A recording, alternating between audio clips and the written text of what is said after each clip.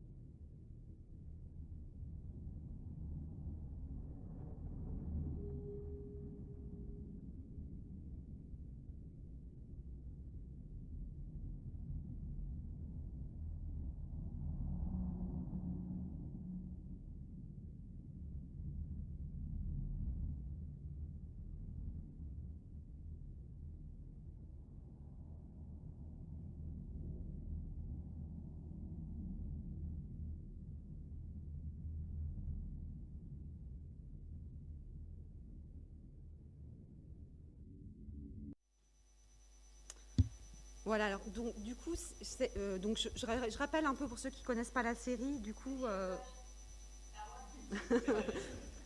Mais en fait, c'est ça, ça va être ça tout le temps, en fait. On va remettre la série qui est trop bien. L'année dernière, on avait fait d'ailleurs une conférence sur Battlestar qui est disponible sur la chaîne du festival. Donc Battlestar, c'est 2004-2009. Donc je parle de la version du reboot. Donc l'histoire commence quand les Cylons, après une trêve de 40 ans, réattaquent les 12 colonies humaines et créent une apocalypse nucléaire et ravagent complètement la vie sur, alors je dis sur Terre, sur leur planète. Et en gros, ils partent un peu avec cette arche de Noé, hein, ce Battlestar Galactica. Ils sont à peu près 50 000. Bon, là, il nous dit 42 000, etc. Il y a une sorte de décompte apocalyptique, hein, des survivants, et en fait, qui se rapproche inexorablement vers zéro, et qui donc serait la fin de toute humanité.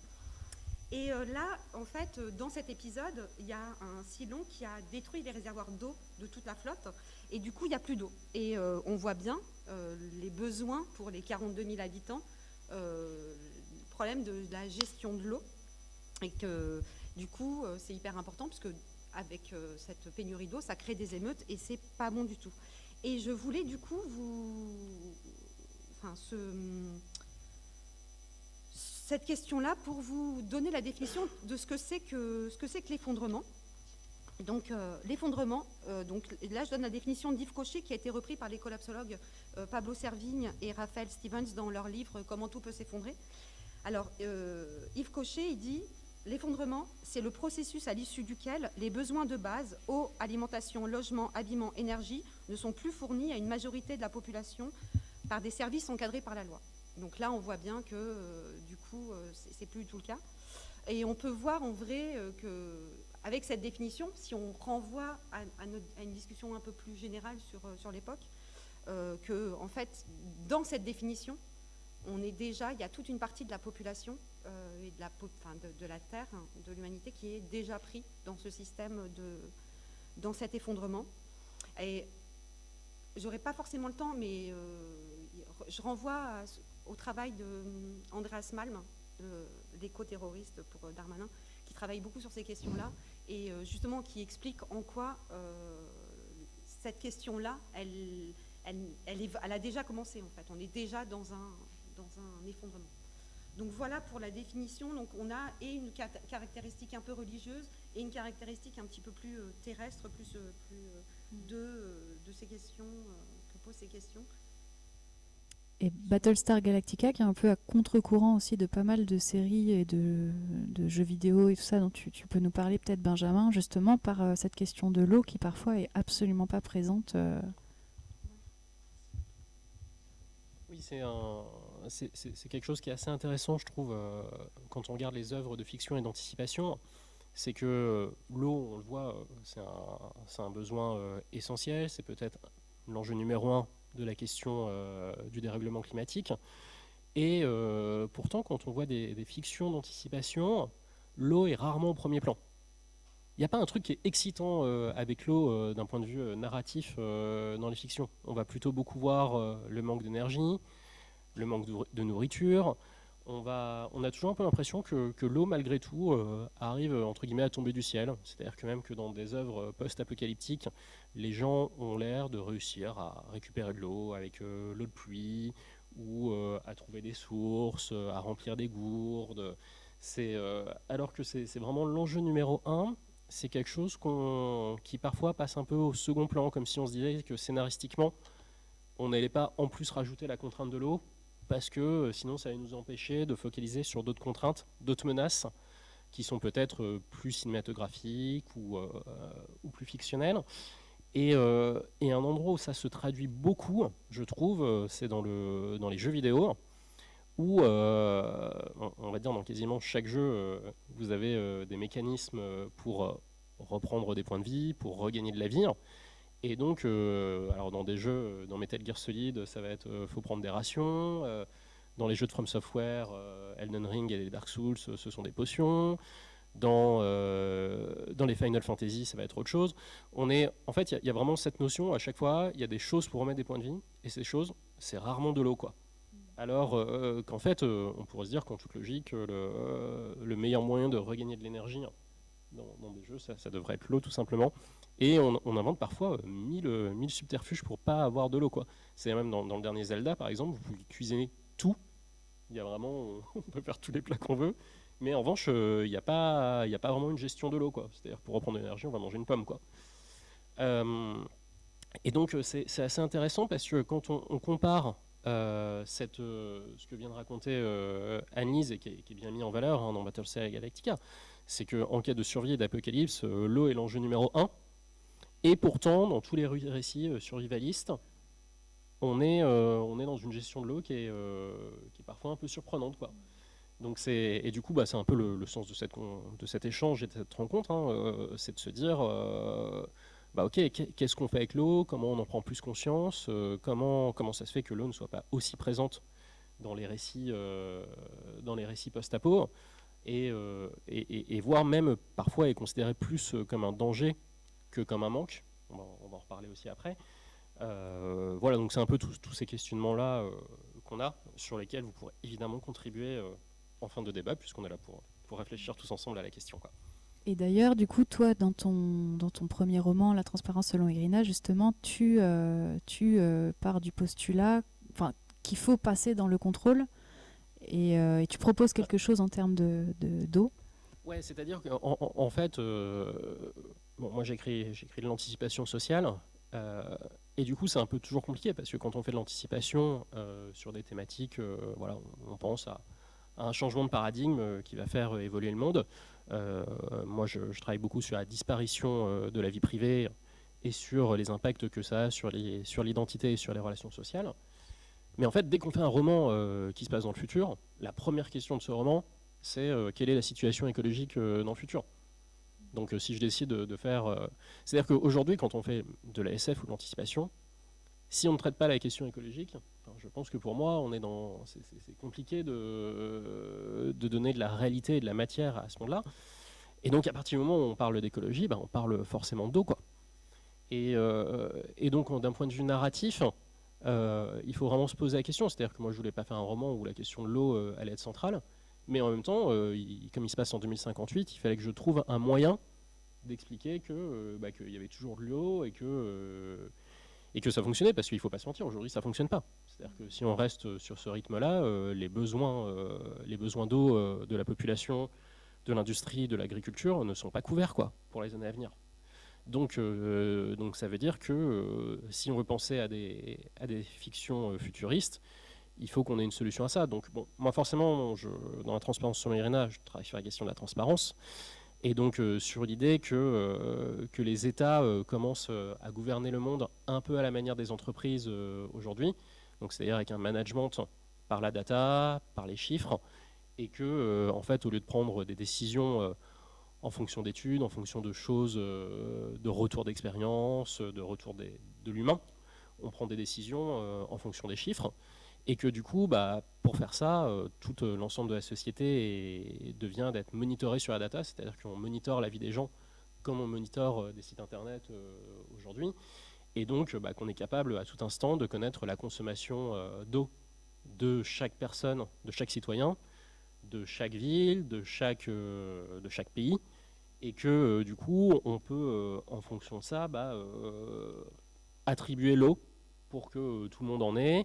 Et ce qu'on a avec des périodes de privation, avec par exemple des durées de douche qui sont limitées, et qui est ce qu'on voit déjà un peu et ce qu'on a un peu déjà vu avec la crise énergétique l'année dernière. C'est-à-dire quand on dit entre telle heure et telle heure, vous ne pourrez pas utiliser de l'électricité, ou si vous en utilisez, ça va être plus cher. Ou l'eau à Mayotte qui a été coupée clairement sur certaines horaires. Voilà, et puis ce qu'on connaît depuis longtemps avec les sécheresses, ne pas avoir le droit de laver sa voiture. Donc en fait, de toute façon, à un moment, ces crises-là s'accompagnent de privation de liberté. C'est-à-dire que quand on dit vous n'avez pas le droit de laver votre voiture, c'est liberticide, on pourrait dire dans un certain sens. Et en même temps, il y a une réalité concrète de les ressources, les besoins, et donc on attribue les ressources en fonction des besoins. L'idée dans le roman, c'est que ce soit fait et centralisé à un niveau étatique, que ça passe pas par des entreprises pour pas qu'on soit dans un truc que c'est celui qui peut payer qui a le droit de se procurer les ressources. Et ça, c'est vraiment quelque chose de très important. C'est-à-dire que plus les ressources vont diminuer, plus je pense que s'il n'y a pas une prise de contrôle étatique au niveau mondial dessus, on se retrouve dans ces ressources diminuent, il y a plus de rareté, les prix augmentent, et on est dans une gestion capitaliste de... Ce sur quoi on va grandement actuellement. Exactement.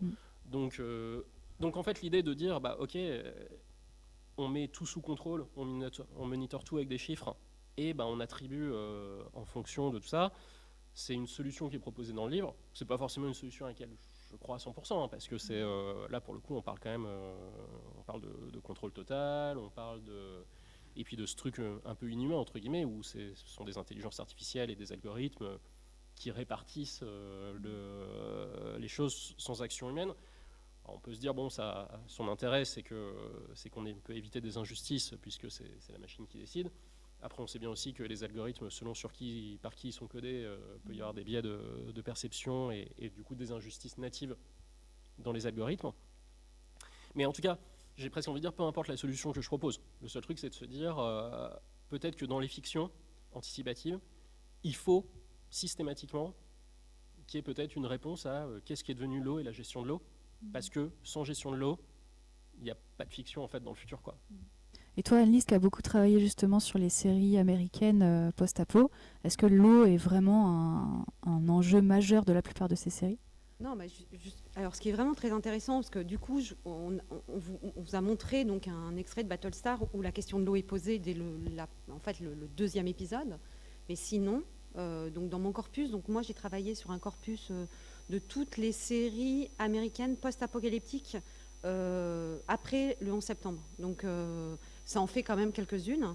Et réellement, ce qui est très intéressant, c'est de voir que toutes les questions liées à la survie matérielle et donc l'eau, en fait, n'est jamais posée. C'est-à-dire que c'est là, les gens ne se posent pas forcément la question de manger. Alors de temps en temps, et on le voit par exemple dans des séries de zombies comme Walking Dead, ils partent en expédition chercher des boîtes de conserve et puis ils tombent sur des zombies, tout ça machin, et c'est l'occasion d'être confrontés à un environnement hostile. Mais la question de l'eau ne se pose pas. Autant un tout petit peu la nourriture, mais pas tout le temps.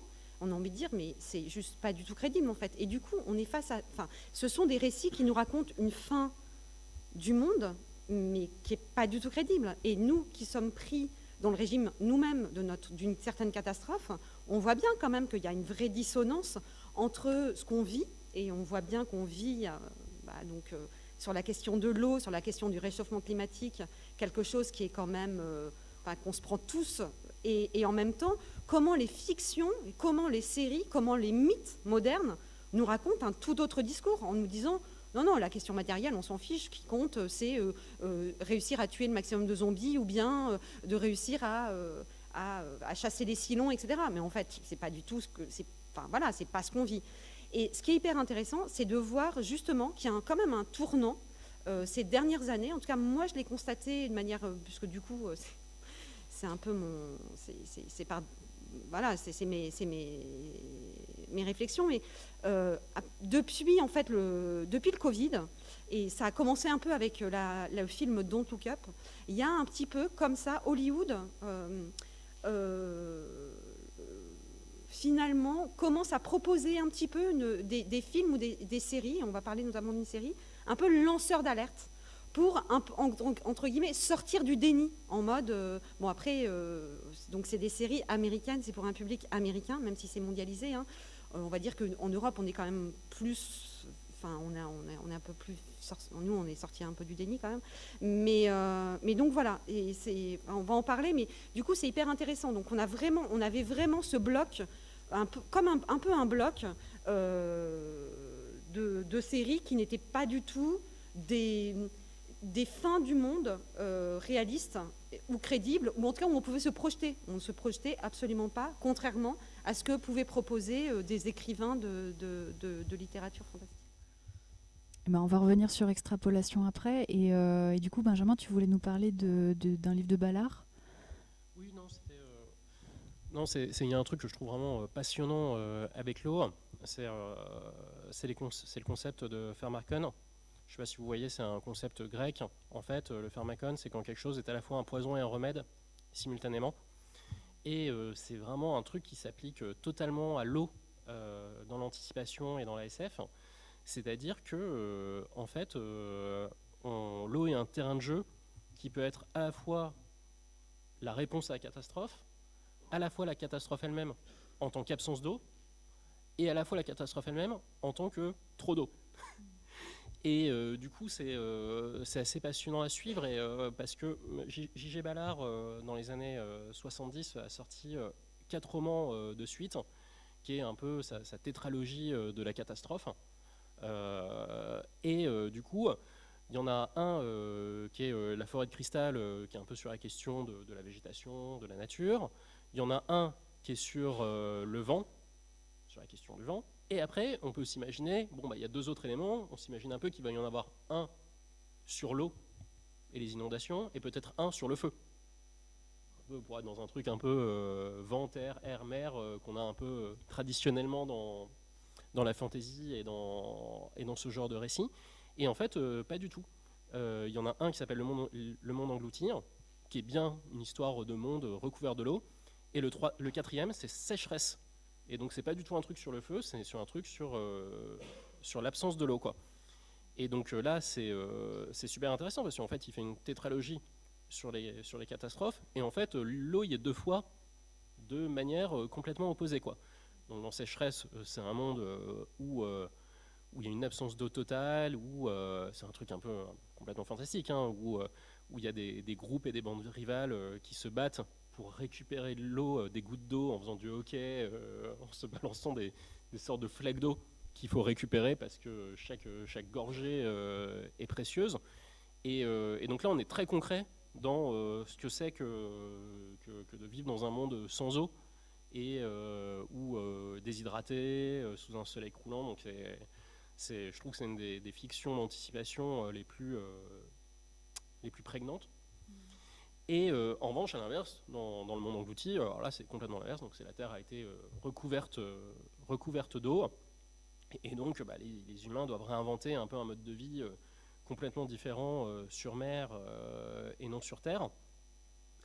Et du coup, je trouve que la lecture des deux crée vraiment un contraste qui est assez passionnant, et qu'on a beaucoup retrouvé dans le cinéma science-fiction, anticipation des années 90, avec du coup d'un côté Mad Max. Donc là on est clairement, bon, même si le cœur du sujet c'est le manque énergétique avec l'essence, on est aussi dans une question du manque d'eau. Et surtout qu'il y a une évolution, je trouve, dans les Mad Max, les premiers Mad Max et le dernier, sur au départ la denrée rare c'est le pétrole, et on en arrive après à l'eau. C'est hyper intéressant, hein, la saga Mad Max. Ça permet d'avoir vraiment une idée de l'évolution aussi. C'est une saga, je trouve, qui a beaucoup évolué, hein, et George Miller lui-même a évolué. C'est-à-dire qu'il y a cette question de l'eau qui apparaît de plus en plus. Il y a la question de la place des femmes, du patriarcat, qui est de plus en plus important au fil des épisodes, et surtout dans le dernier. Mais dès le troisième, avec la question des enfants, la question du paradis perdu, c'est ce truc très manque d'énergie et de moteur est remplacé assez vite par une sorte de manque de matière humaine, d'eau, de lait, donc c'est un... Bon, il y a un truc, je trouve, bon, c'est assez passionnant là-dessus, mais à côté de ça, l'autre film qui est un peu décrié, mais qui a été quand même un succès important, c'est Waterworld avec Kevin Costner, qui est l'inverse de Mad Max, c'est-à-dire c'est un Mad Max, d'ailleurs il était un peu vendu commercialement comme ça, qui est une sorte de Mad Max sur l'eau, quoi, et qui est vraiment ultra intéressant parce que il prend un peu le contre-pied de Mad Max, de dire un peu, effectivement, s'il y a trop d'eau, en fait, c'est le même problème que s'il n'y en a pas assez. Et après, c'est aussi intéressant à suivre au vu d'aujourd'hui, parce que Waterworld, vous regardez, c'est un film qui se dit, ok, nous, notre sujet, c'est l'eau, et c'est que ça. Et alors là, du coup, c'est l'inverse. Je trouve que parfois, les œuvres font des sujets, mais prennent pas en compte l'eau. Et là, ils prennent en compte l'eau, mais ils prennent pas en compte le reste. C'est par exemple, on est dans une société, la mer est parfaite, il n'y a pas de plastique dedans, il n'y a pas la question de la gestion du déchet. Disons que ça se voit que ça a été tourné dans des piscines, quoi. Ouais, c'est vraiment l'eau est très très très propre. Très propre. Bon, du coup, je trouve ça toujours intéressant. Je pense que c'est ce qui ressort un peu de ce qu'on peut se dire là, c'est que à chaque fois, l'eau, c'est pas une seule problématique, et le réchauffement climatique, le dérèglement climatique, c'est pas une seule problématique à chaque fois, c'est plusieurs éléments, et quand on parle d'effondrement, c'est compliqué, je trouve, de le prendre que par un seul angle, parce que ça laisse supposer peut-être qu'il n'y a qu'un seul problème à régler, alors qu'en fait, tout ça, ça perce de tous les côtés, et donc c'est pas évident, quoi. Justement, parce que c'est ce que dit Jean-Luc Nancy dans l'équivalence des catastrophes, en fait, c'est qu'il n'y a pas de catastrophe naturelle. En fait, tout est imbriqué. Et par exemple, un tsunami, c'est pas juste un tsunami, en fait. C'est une catastrophe civilisationnelle, économique, politique. Enfin voilà, et ça a des conséquences, et ça a des ramifications et des conséquences, en fait, qui font qu'on est dans un monde où il n'y a pas juste un problème, et donc le concept de catastrophe naturelle ne peut plus exister dans notre monde. Et de fait, la réponse, elle est... c'est là où c'est hyper compliqué, c'est que ça devient... ça rend impuissant, en fait, parce que justement, c'est pas juste un problème en soi, tout est hyper connecté et tout est lié. Et peut-être que ça peut nous permettre de faire le point avec la série. Exactement, l'extrapolation, ouais, totalement, ouais, parce que justement, cette série nous a beaucoup marqué. Justement par cette volonté de prise de conscience, presque lanceur d'alerte, en fait. Du coup, tu peux peut-être nous en parler. Tu veux qu'on passe un extrait avant ? On peut rapidement... Déjà, est-ce que quelqu'un a vu la série ? Donc, c'est une série Apple de cette année. Personne. Extrapolation. Voilà. Non ? Vous voyez ou pas ? Si ? Donc, quelques personnes... Petit pitch. C'est parti. Donc le créateur, c'est Scott Burns. Lui, il est producteur d'une vérité qui dérange en 2006 avec Al Gore. Et surtout scénariste de Soderbergh, de Contagion. C'est un sujet qui l'intéresse énormément, et un peu à la... Enfin, voilà, il veut vraiment faire une série, sortir un peu les climato-sceptiques essayer de convaincre un peu les climato-sceptiques, et donc faire une série sur la question du réchauffement climatique. Donc extrapolation, le pitch, c'est on part en 2037, c'est 8 épisodes, donc c'est une anthologie, les épisodes, il n'y a pas vraiment même si ça se suit, parce que c'est toujours la Terre et c'est quelques années après, il n'y a pas vraiment de lien. Et c'est, en fait, donc 2037-2070, c'est les effets du réchauffement, les effets du réchauffement climatique sur la Terre, avec des points de vue, en fait. Donc, il y a un épisode qui se passe en Inde, donc les pays, pour montrer un peu comment ça se passe dans les pays du Sud. Il y a 2 épisodes sur la question de la géo-ingénierie, c'est-à-dire est-ce qu'on ne pourrait pas sauver la planète avec des avions qui lanceraient des trucs pour lutter contre le carbone, etc. Il y a un épisode qui parle de Miami, précisément, qui est en train d'être inondé. Donc voilà, vous avez comme ça des épisodes un peu à thème, avec, c'est pas du... ça se veut un peu... C'est une sorte de Black Mirror écologique. Parce que c'est très angoissant, en fait. Hein. C'est sûr, et on est vraiment dedans. Quelques images pour que vous voyez un petit peu de quoi ça... comment... quelles sont les images, et on est vraiment dans une esthétique du choc, en fait, et avec cette idée que de cette esthétique du choc pourrait éventuellement permettre de sortir un peu du déni et d'être dans une certaine prise de conscience des problèmes que la Terre rencontre aujourd'hui. Oui, et ce qu'il faut dire qui est assez malin avec la série, c'est que quand ça commence en 2037, en sachant que c'est vendu vraiment comme une série catastrophe, au premier épisode, il y a un peu un côté c'est dur, mais ça passe, quoi. C'est-à-dire, bon, ok, il fait plus chaud, ok, on voit que les conditions de vie, elles se dégradent un peu, mais la vie reste totalement possible. Et puis après, au fur et à mesure, ça se dégrade de plus en plus, mais au début, on voit que ça se dégrade, mais pas trop pour les Occidentaux, en fait, quoi.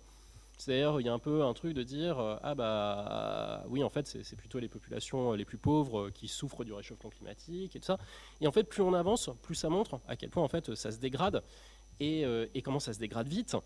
Et du coup, c'est intéressant parce que, en fait, la structure de la série répond justement aux climato-sceptiques qui pourraient dire ça va se dégrader, mais ce sera pas si grave, ou ce sera pas si grave, mais ce sera peut-être grave pour les autres, mais pas pour nous, ou voilà. Voilà. Et donc, c'est aussi cette évolution qui.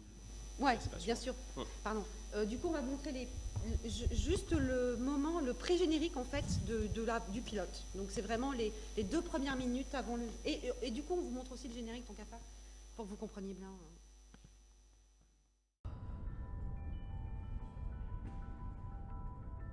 What happens when the corporations that control our world tell us we have to go to 2.1, 2.2? We can't. Is there anything you need? For people to listen. Hologram going live in 3, 2... I was born in 2015, when the world went to Paris and was issued a warning. Scientists told us way back then that if the average temperature on Earth increased beyond 1.5 degrees Celsius, there would be devastating consequences. And they were right. Just look around. Today is July 16th, 2037. The highly anticipated climate change meeting, COP42, continues today in Israel amidst urgent cries for action and hope. Yet here we are, in 2037, considering the possibility of an increase of 2 degrees. Hoy en Noticias Financieras, los mercados mundiales registraron ganancias récord con baterías y farmacéuticos liderados. But what happens after 2? What happens when the corporations that are destroying our world say that our economies will fail if we don't allow the temperatures to rise by 2.1 or 2.2 degrees? Nick Bilton, CEO of Alpha Industries, is rumored to have invested in a new casino project above the Arctic Circle. Wherever the future leads, we know we're going there together. Built-in's partner in the enterprise is none other than controversial developer, you know who. Friends, think Built-in is not coming to save us? We must save ourselves. Inside that building right now, the powers that be are negotiating your future. But you can't negotiate with a fire, or a flood, or a famine.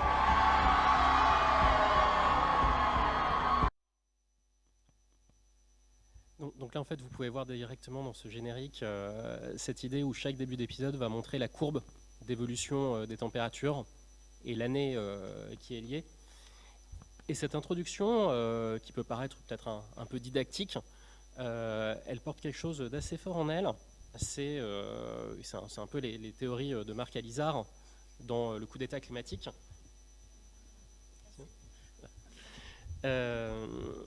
C'est que pour ce qui est vu comme le dérèglement climatique, qui est vu pour la plupart des gens comme un risque d'apocalypse, de fin du monde, de mutation complète de la société, est vu par le capitalisme comme une opportunité de marché. Donc on le voit, on vous le dit direct, on vous dit en fait le monde s'effondre, mais les entreprises ça va très bien parce que l'industrie du médicament, l'industrie de l'énergie. Et en fait aujourd'hui, alors c'est juste un constat réaliste, hein, c'est très cynique de le dire, mais aujourd'hui dans les boîtes, on n'est pas en train de se dire comment on va lutter profondément contre le réchauffement climatique. On va se dire comment on va communiquer dessus, comment on va, un peu tout ce qui est greenwashing et tout ça. Il y a globalement des bonnes volontés pour essayer de faire des trucs, mais c'est si vous voulez, on va travailler sur le réchauffement climatique, sur on va dire 10% du business, et qui n'impacte pas en fait le cœur de métier, quoi. Et du coup, qu'est-ce que le réchauffement climatique? C'est vraiment des opportunités business.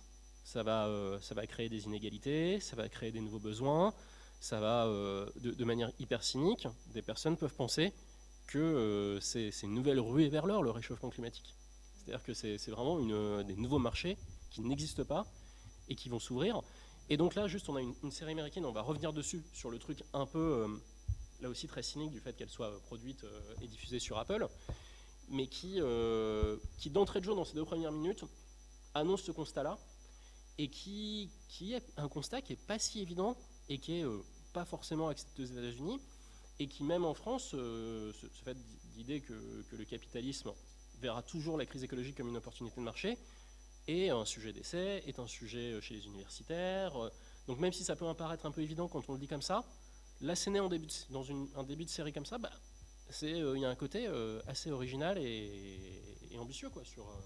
Ouais, enfin surtout, je parlais de, t'as hyper raison, et c'est, enfin évidemment, et ça fait partie du problème.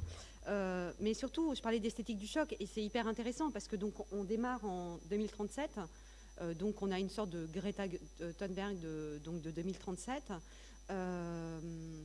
et la première chose dont elle parle, c'est donc les accords de Paris. Donc il y a bien un discours politique derrière, et toutes les images qu'on nous montre, en fait, c'est des images qu'on connaît.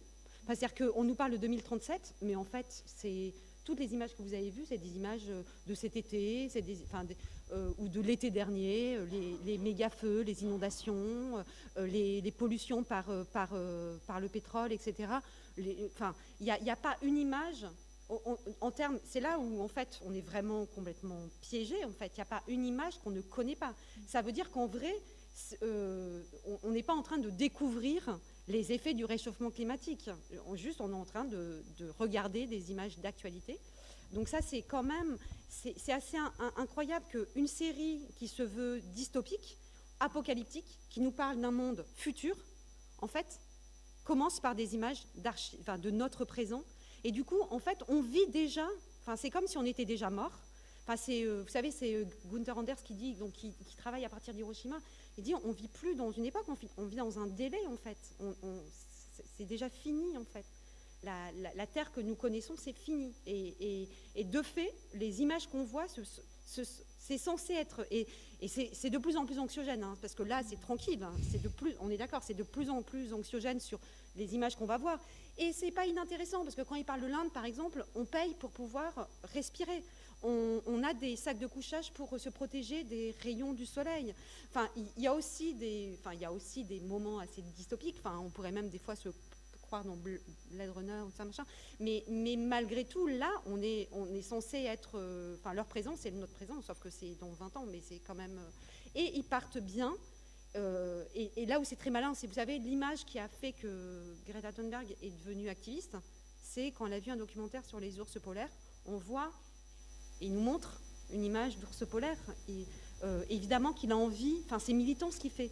Et il invite toute la gauche américaine, parce qu'on ne vous a pas parlé des acteurs, mais c'est tout le gratin, exactement comme Don't Look Up en fait. C'est vraiment la gauche américaine bien pensante.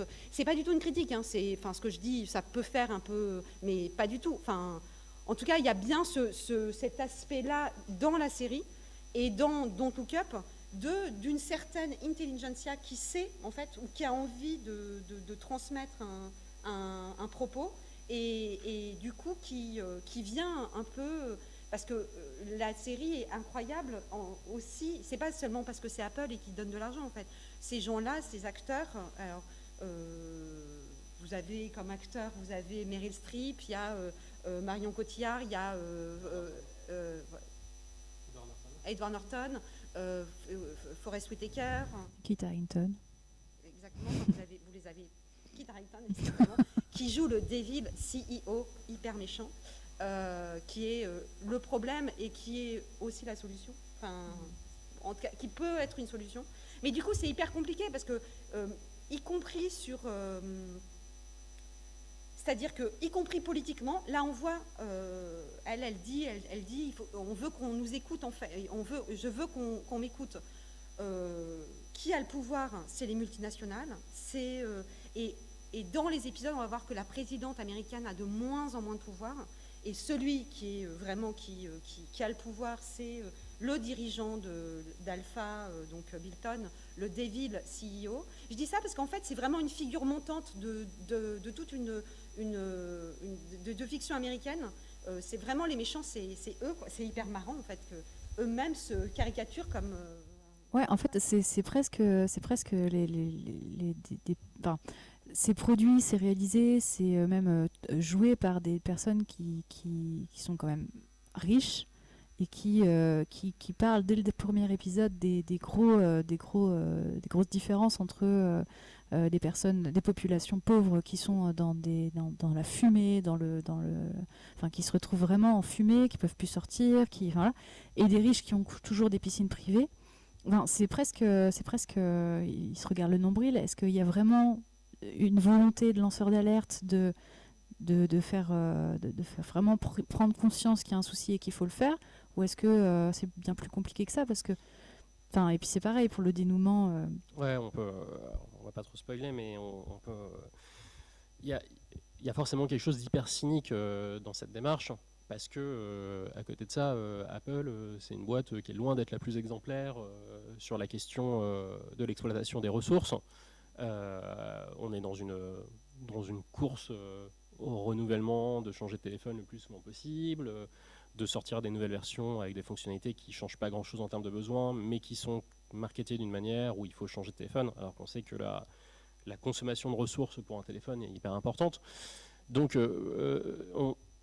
c'est toujours un peu, on se dit, est-ce qu'eux-mêmes, ils sont pas dans un truc où, on montre un engagement écologique pour se donner bonne conscience, quoi. Voilà, pour se donner bonne conscience, et c'est un peu l'arbre qui cache la forêt de ce qu'on fait, et en même temps, c'est un peu, j'ai presque envie de dire, c'est un peu aussi des situations dans lesquelles on est tous, quoi. C'est-à-dire tout le monde a un peu envie d'aider, on n'est pas tous capables d'abandonner 100% entre guillemets, les privilèges qu'on a de vivre encore à cette époque.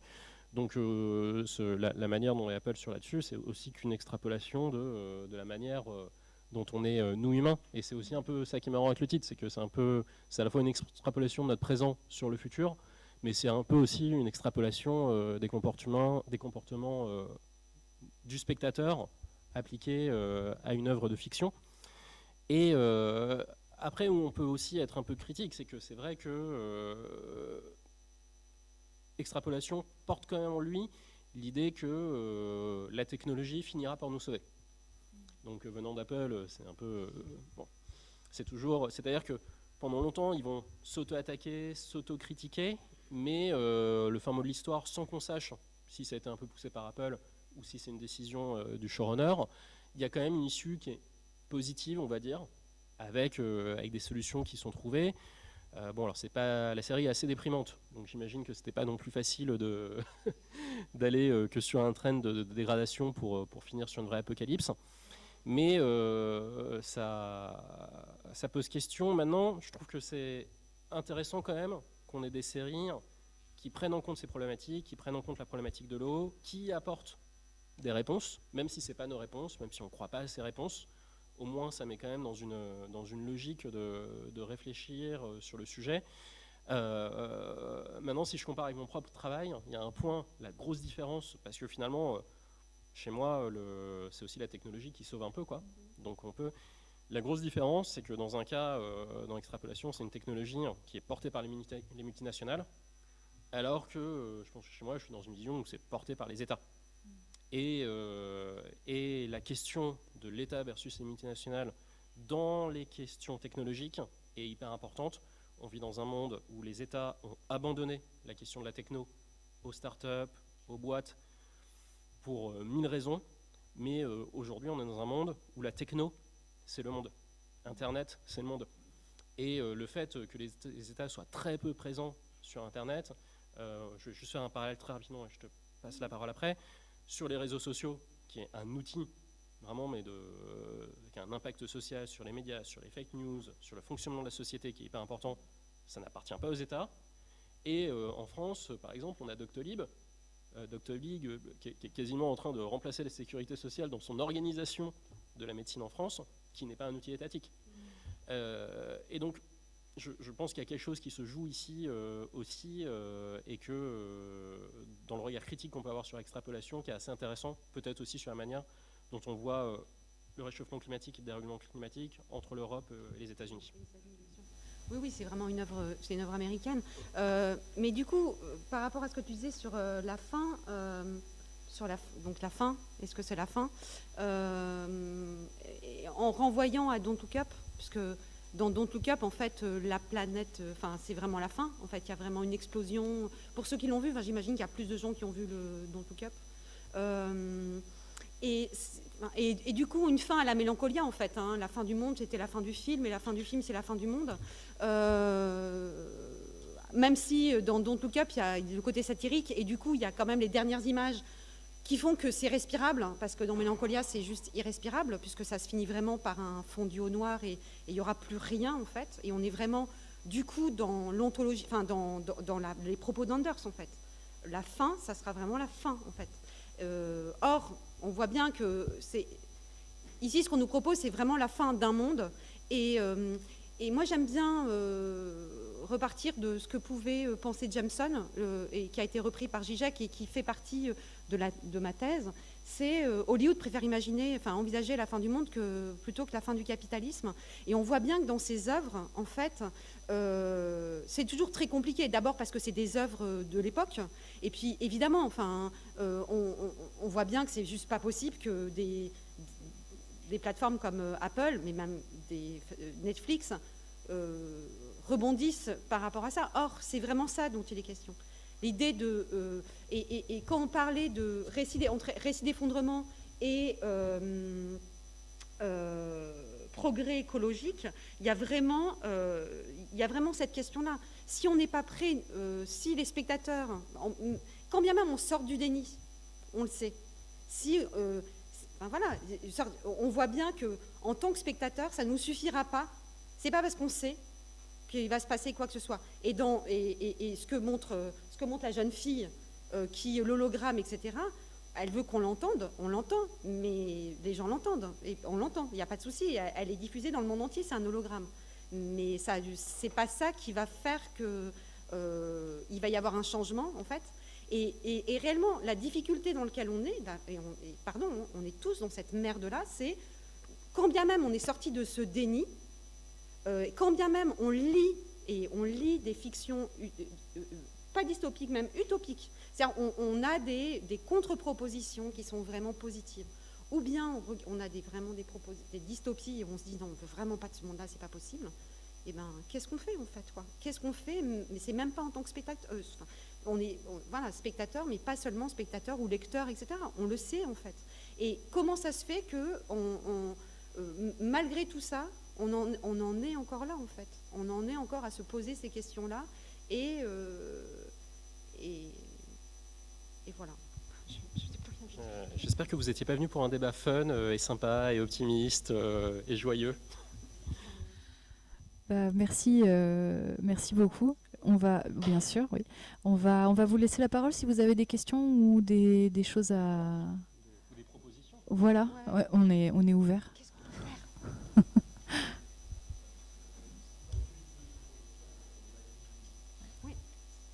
J'en profite de ces 2 secondes pour rappeler, au cas où j'oublie de leur dire tout à l'heure, que les 2 auteurs et autrices ici présents seront en dédicace juste après sur le village Métrange au stand de l'Astrolabe. Donc n'hésitez pas, si vous voulez même aller discuter avec eux, si vous avez des questions, ou vous faire dédicacer leurs super ouvrages.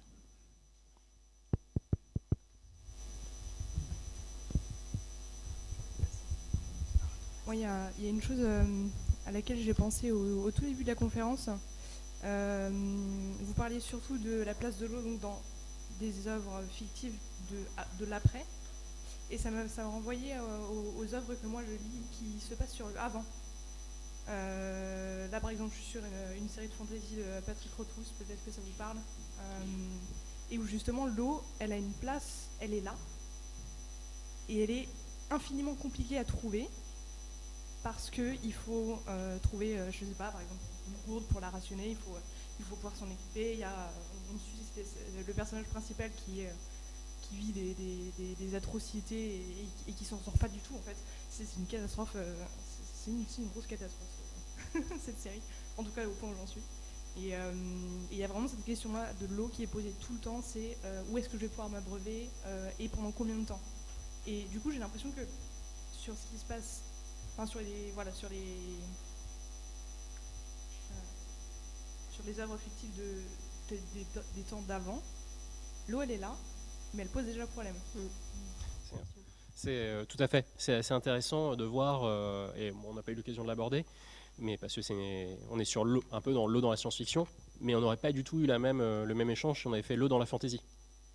C'est-à-dire qu'en revanche, quand vous regardez de l'heroic fantasy ou tout ça, la question de l'eau, le fait d'être équipé, d'avoir une gourde, de transporter de l'eau et tout ça est beaucoup plus important que dans la SF. Et ça paraît un peu absurde parce qu'en fait, on a l'impression de se dire avant, dans le passé ou dans d'autres mondes, c'était compliqué d'avoir de l'eau, mais en revanche, le problème est résolu, quoi. Mais en fait, ce problème, il n'est pas résolu. Et donc, effectivement, c'est une très bonne remarque. Je trouve ça d'autant plus intéressant de faire la comparaison entre les SF et la fantasy. Le titre du livre, c'est quoi? Ouais. Merci.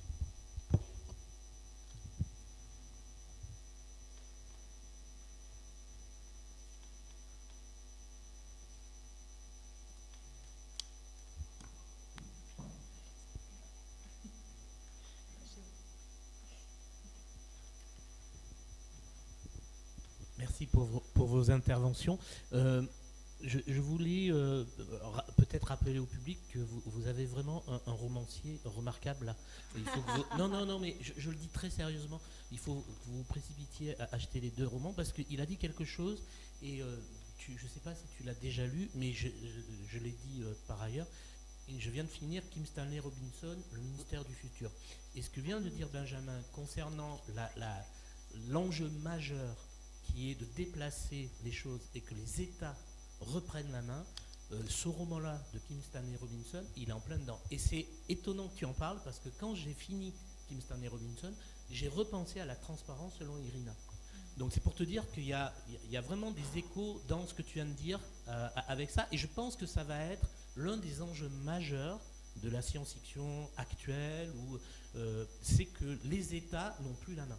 Et pour vous parler de quelque chose de très personnel, ma fille est juriste à Bruxelles et elle est dans des ONG et elle travaille au niveau de l'écologie. Je peux vous dire que c'est une catastrophe. Là, Macron a fait une pause. Il a demandé à l'Europe de faire une pause écologique. Le glyphosate, on a reculé. Elle travaillait depuis 3 ans sur ce dossier. Ça a été balayé en une séance. Donc, c'est un vrai ce que vient de poser là Benjamin, c'est le nerf de la guerre. C'est-à-dire que les États doivent reprendre la main. Et le problème, c'est que je ne sais pas s'ils seront en état de le faire. Alors, juste, parce que depuis tout à l'heure, en fait, je voulais le dire, à chaque fois que tu disais ça, je voulais parler, parce que j'ai abordé Andreas Malm, c'est l'auteur de... je l'ai cité sur la question de l'effondrement, sur l'histoire contre l'Anthropocène, mais en fait, il est hyper connu pour son dernier, c'est comment saboter une pipeline. En fait, Andreas Malm, c'est un Suédois, et ça, il ne dit que ça. La question écologique doit être remise, c'est les États qui doivent s'en occuper. Et par ces propos, qui ne sont absolument pas des propos mais terroristes, Darmanin en fait, en ce moment, donc il est assez proche des soulèvements de la Terre, et il s'était positionné par rapport aux méga-bassines, etc. Et Darmanin en fait vraiment le penseur de l'écoterrorisme. Donc un intellectuel suédois qui dit l'écologie doit revenir au centre de la question étatique. Il ne dit que ça. Moi, je l'ai étudié, il est dans mon corpus de thèse, c'est un universitaire, c'est vraiment quelqu'un de sérieux, c'est un historien sérieux. Il est vraiment taxé. Non, mais c'est pour vous dire à quel point où on en est, en fait. C'est-à-dire que rien que de dire ça, en fait, ça passe dans la catégorie ennemi. Voilà, tout simplement. Et je voulais le dire depuis tout à l'heure, et puis c'était tellement passionnant. Non mais merci beaucoup Guy pour tes mots, ça me touche beaucoup. Aujourd'hui, il y a beaucoup cette question de la culpabilité aussi, et de chacun, on est un peu impuissant face à tout ça, donc on essaie de réfléchir à ce qu'on peut faire. Et je trouve qu'il y a beaucoup de poids qui portent sur nos épaules. Tu vois, se dire, je sais pas, moi par exemple, j'ai arrêté de prendre l'avion pendant 6 ans, parce que je me disais, bah ça c'est une contribution que je peux faire. Après, on arrête peut-être on mange un peu moins de viande. On prend des douches plus courtes, enfin, chacun essaye de faire des choses, mais en fait, il y a un moment, c'est pas à l'humain de lui-même fixer ses propres barrières, avec chacun en fonction de ce qu'il peut, avec la culpabilité de ne pas faire assez bien. Et pour les multinationales, demander aux multinationales ou aux entreprises d'imposer leurs propres règles, pourquoi pas, mais en fait, on le voit, quoi. C'est-à-dire, elles vont imposer leurs propres règles en disant, bah, ok, il y a sur ce qu'on peut faire, qui nous atteint pas trop, on va faire des efforts, mais on ne le fera pas sur le reste. Il y a un moment, on peut le prendre dans tous les sens, mais la vie en société, c'est une question de lois, de règles qui sont fixées par l'État, par un État qui est nommé par les gens, et il faut qu'il y ait des règles claires, quoi. Alors après, moi, je ne sais pas à quel niveau elles doivent être liberticides ou tout ça, mais en tout cas, alors bon, on déplace un peu le débat sur des questions politiques, mais c'est des questions politiques qui sont au cœur de la fiction et qui impactent beaucoup les fictions, quoi. Donc c'est de dire, bah, ok, à un moment, comment vont être faites les lois et qui fixe les règles, et est-ce que c'est aux humains et aux entreprises de fixer les règles, ou est-ce que c'est à l'État, quoi. Et la question politique est très présente dans ton livre, et je remercie Guy, je suis totalement d'accord avec toi. Enfin, moi, le nombre de fois, et je pense pas que je sois la seule, parce qu'à mon avis, tu as dû recevoir plein de messages, le nombre de fois où après avoir lu ton œuvre, ça fait écho à l'actualité, ça rebondit sur des choses vraiment actuelles, quoi, et qui c'est assez incroyable, quoi. Enfin, vraiment, tu as dû en recevoir des messages de personnes qui enfin voilà, même au niveau de ce chiffre, en fait, enfin cette note qu'ont les habitants dans la transparence selon Irina, qu'on retrouve en Chine, par exemple. Enfin, c'est assez... Lisez ces romans. Une autre question ? Ou même simplement quelque chose à laquelle vous avez pensé ?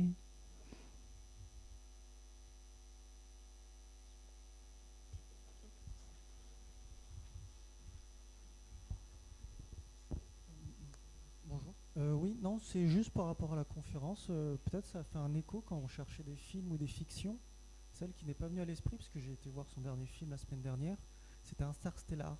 Interstellar, on a souvent tendance à y voir plutôt la contrainte du voyageur temporel, mais on oublie que l'eau, elle est à la fois à la fin, à la fois au début, puis dans cette boucle un peu paradoxale de trouver la bonne planète qui permet, entre guillemets, de quitter une planète où l'eau est déjà... où le futur n'est qu'une gestion de catastrophe. Enfin voilà, c'était juste un écho à ces fictions qu'on oublie, où l'eau revient souvent dans ces thématiques, mais elle n'est jamais abordée de manière frontale. Elle est souvent filmée, la neige et tout ça. Ah, c'est vrai qu'on se focalise beaucoup sur l'espace-temps et tout, et le travail là-dessus, mais en fait, c'est un film post-apo au départ. Hein. Ouais. Merci. Moi, je voulais juste rajouter 2-3 petites références littéraires en termes de SF.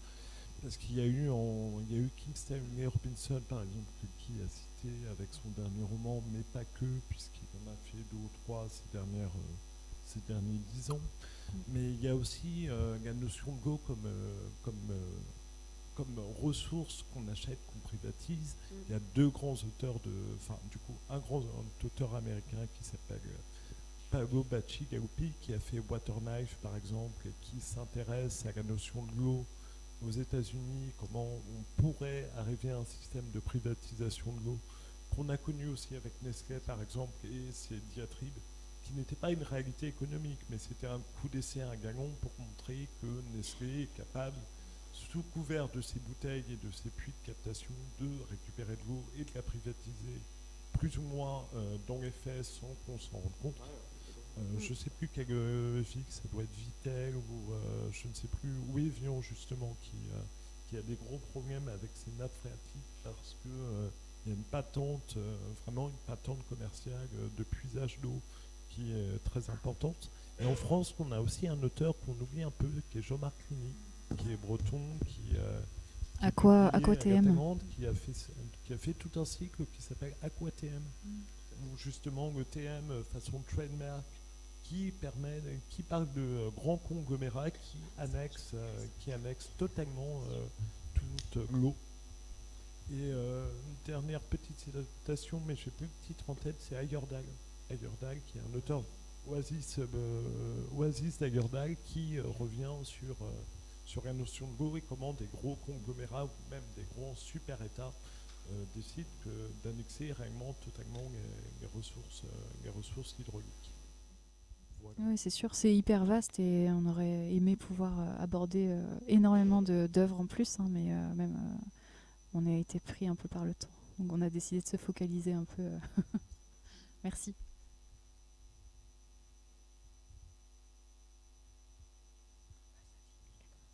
C'est bon? Personne? Eh ben, merci énormément à tous d'être venus. Donc, dans le cadre du festival Court Métrange, on vous invite grandement à venir ensuite au village Métrange pour la séance de dédicace ou pour juste boire une bière parce que Court Métrange. Voilà, donc à tout à l'heure.